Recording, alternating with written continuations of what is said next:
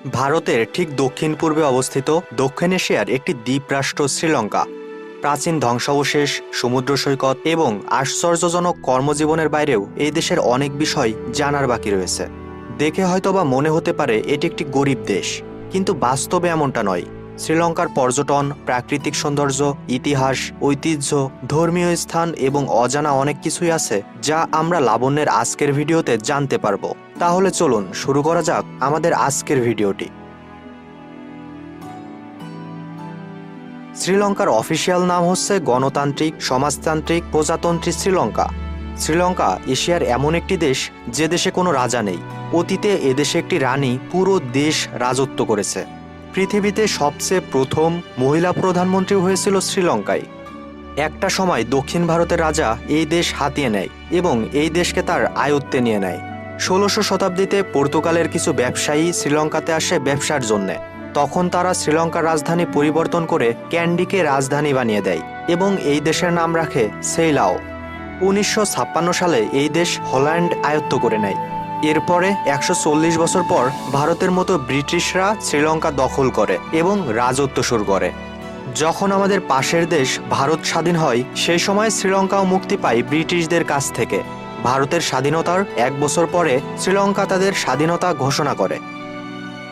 ১৯৭২ সাল পর্যন্ত শ্রীলঙ্কার নাম সেইলাও ছিল। তারপর নাম পরিবর্তন করে বর্তমান শ্রীলঙ্কা রাখা হয় এবং বর্তমান রাজধানীর নাম কলম্বো। শ্রীলঙ্কার আয়তন ৬৫,৬১০ বর্গ কিলোমিটার। শ্রীলঙ্কা বিশ্বের ১২০তম বড় দেশ এবং জনসংখ্যার দিক থেকে ৫৭ নম্বরে অবস্থান করছে। এ দেশে মোট ২,১৬,৭০,০০০ মানুষ বসবাস করে এবং এদেশের টাকার নাম শ্রীলঙ্কান রুপি।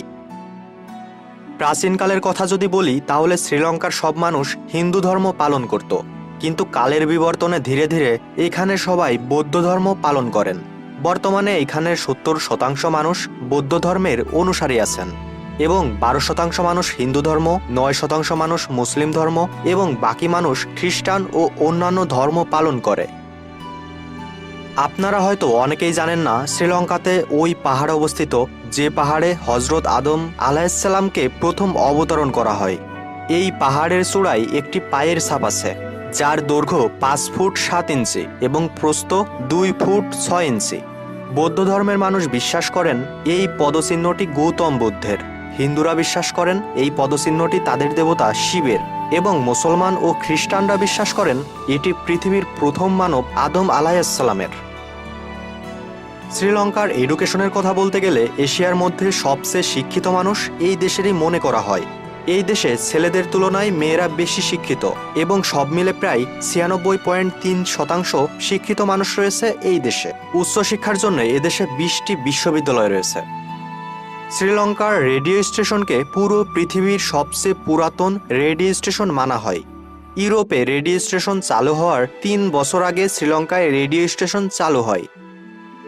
শ্রীলঙ্কাকে চায়ের রাজধানী বলা হলেও ভুল হবে না। ভারত, চীন এবং কেনিয়া ব্যতীত পুরো পৃথিবীতে সবচেয়ে বেশি চা রপ্তানি করে শ্রীলঙ্কা। বলতে গেলে পুরো পৃথিবীর চায়ের ২০% যোগান দেয় এই দেশ। শ্রীলঙ্কা চা, কফি, নারিকেল, দারুচিনি এবং রাবার উৎপাদন ও রপ্তানিতে বিখ্যাত।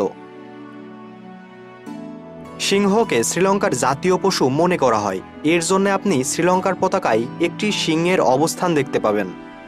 একটা কথা শুনে অবাক হবেন, আমাদের দেশের মতো শ্রীলঙ্কাতেও শাপলা ফুলকে জাতীয় ফুল হিসেবে ধরা হয় এবং আয়রন উড হচ্ছে শ্রীলঙ্কার জাতীয় গাছ এবং জংলি মুরগিদের জাতীয় পাখি বলে মানা হয়।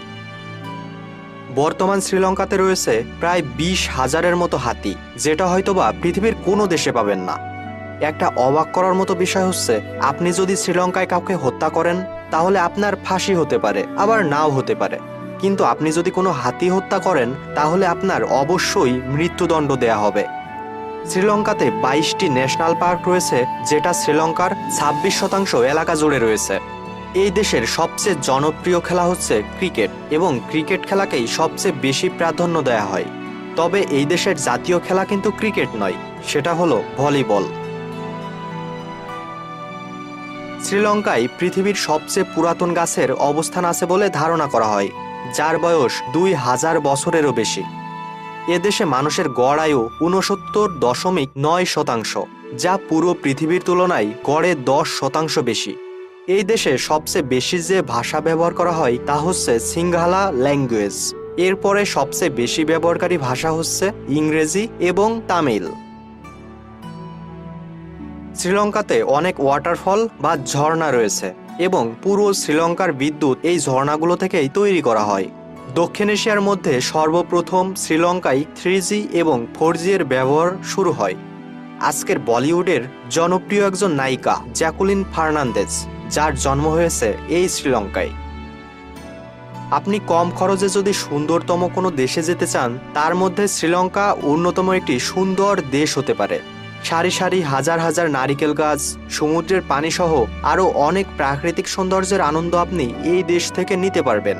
এখানে আপনি কোনো দামি রিসোর্ট দেখতে পাবেন না, তবে কম খরচে খুব ভালো রিসোর্টে থাকতে পারবেন। শ্রীলঙ্কার পাসপোর্ট দিয়ে 47টা দেশে কোনো ভিসা বাদেই ঘুরতে যাওয়া যায়। শ্রীলঙ্কায় এক জায়গা থেকে অন্য জায়গায় যাওয়ার জন্য রিকশার ব্যবহার সবচেয়ে বেশি করা হয়, যেগুলোকে আমরা সিএনজি নামে চিনি। তাদের ভাষায় এটাকে টিম টিম বলে।